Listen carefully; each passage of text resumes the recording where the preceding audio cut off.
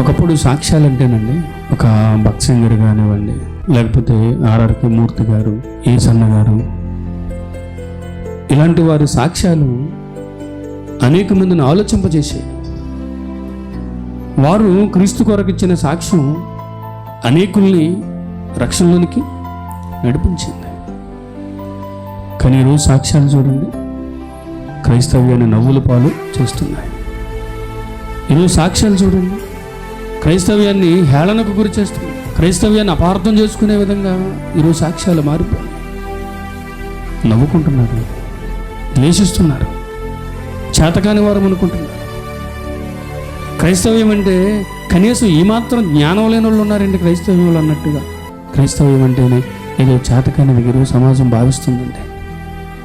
సరే, సాక్ష్యాలు ఎలా మారిపోయాయి ఆలోచించట్లేదు. ప్రేమ దేవుని వల్ల సమాజం ఆలోచించట్లేదు.